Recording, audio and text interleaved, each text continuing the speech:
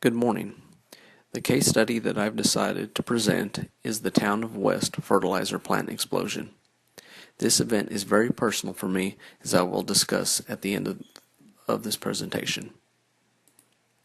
The town of West, Texas is approximately 1.6 square miles with a population of 2,831 people.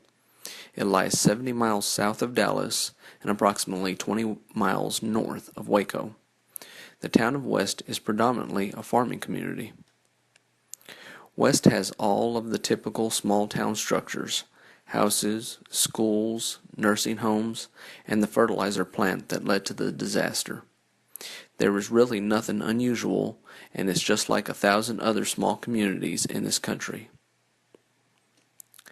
This is what the town of West looked like at 7 p.m. on April 17, 2013. Here is a short clip from the U.S. Chemical Safety Board with an animated depiction of what occurred that fateful day.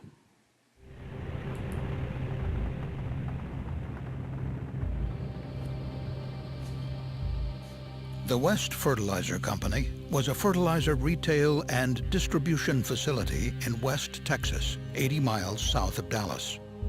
There, ammonium nitrate and other chemicals used as fertilizers were stored in a 12,000 square foot building that was constructed of combustible material, mostly wood. The fertilizer storage building was located close to several houses, an apartment complex, 2 schools, a city park, and a nursing home. Inside the fertilizer building, seeds and other materials were stored in rooms throughout the structure. Various types of dried fertilizer and additives for blending were stored in large bins. There was a stockpile of 40 to 60 tons of ammonium nitrate stored between 2 bins on the night of the incident. The main bin contained about 30 tons. Fertilizer-grade ammonium nitrate is stable under normal conditions, but can violently detonate when exposed to contaminants in a fire. Sometime before 7:30 p.m. on April 17, 2013, a fire started in the fertilizer building. Although there were numerous combustible products inside, the CSB was unable to determine the source of ignition or exactly where in the building the fire began. One of the first responders to the incident was a police officer from the city of West who was on routine patrol near the city park. A young man approached him and pointed to the fertilizer plant. The police officer drove to the north end of the plant and observed orange-red flames coming from the building. He notified dispatch that the fire was structural. The West Volunteer Fire Department soon arrived on the scene with 2 engines, 2 brush trucks, and a water tender truck. But inside the building, the fire continued to quickly escalate. Smoke and soot from the fire accumulated on the piles of ammonium nitrate stored in their combustible wooden bins. At approximately 7:45 p.m., the character of the fire changed, most likely due to an opening low in the building, possibly when the fire burned through doors to what was known as the seed room. More outside oxygen rushed in, increasing the amount of radiant heat inside the fertilizer building. The heat was absorbed by the layer of soot on top of the pile of ammonium nitrate, rapidly heating the surface of the fertilizer and making it sensitive to detonation. Outside, the West Volunteer Fire Department sought to extinguish the flames with water. 1.5-inch hoses directed water through sliding doors to the seed room. Other firefighters were in the process of connecting a 4-inch hose to a fire hydrant that was more than a quarter mile away. As the fire grew, the fire chief and assistant fire chief began to discuss whether to withdraw, but it was too late. At 7:51 p.m., 20 minutes after the fire was first reported, approximately 30 tons of the stored ammonium nitrate detonated, causing a massive explosion.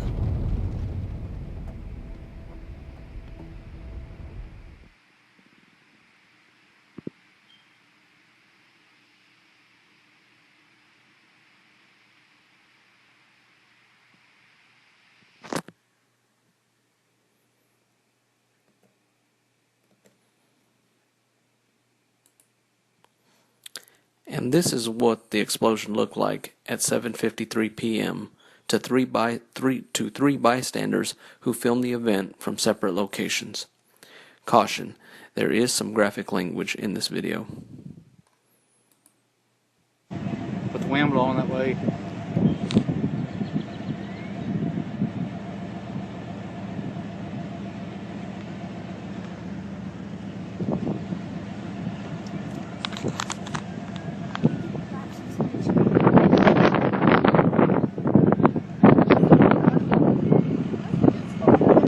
There's nothing the fire department can do. They use one letter.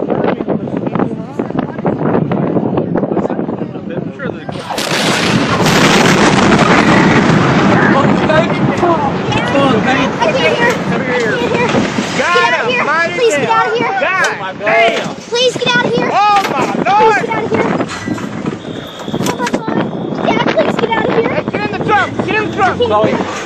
Oh shit! Se quedó el Can you niño? do anything? Oh my god! Oh my lord!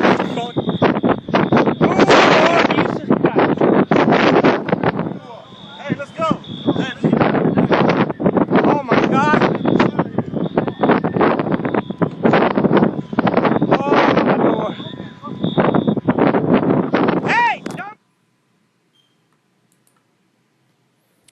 As you can see, this was a catastrophic event that affected several communities in and around West and could be seen from miles away that day.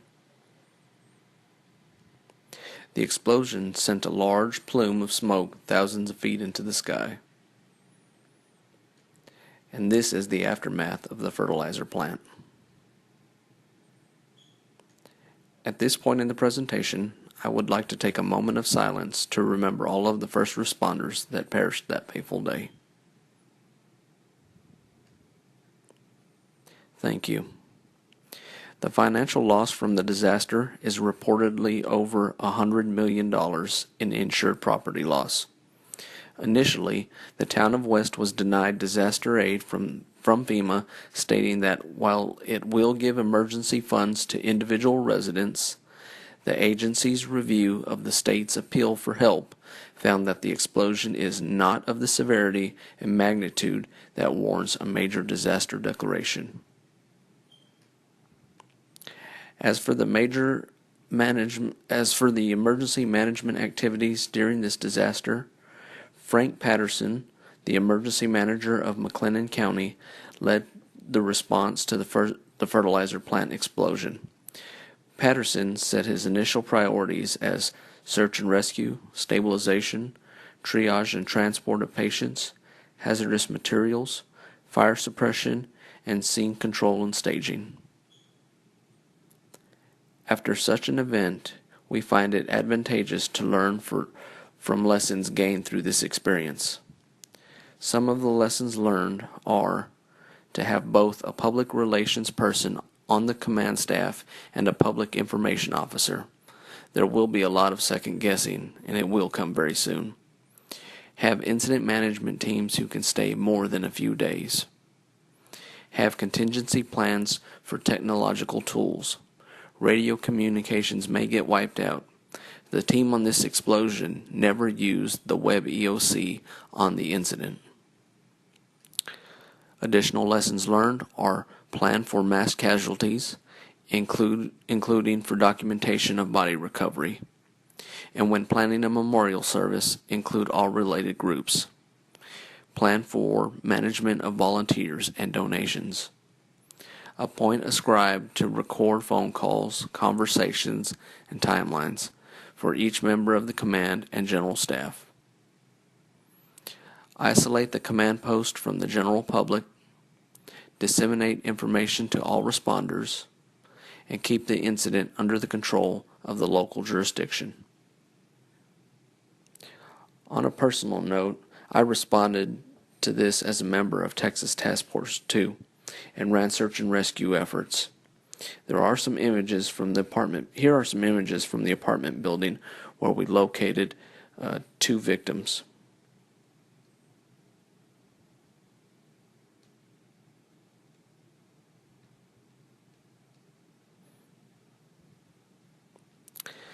Currently, the conditions in West are that they are still recovering from the effects of this disaster. While roads are being rebuilt, homes have gone up, and the playground located in the park that was demolished in the disaster has been dedicated. Even the nursing home that was so badly damaged is being rebuilt. So you can say West is mostly back to normal, but residents there still feel the loss created by this disaster. Thank you for your attention, and have a good day.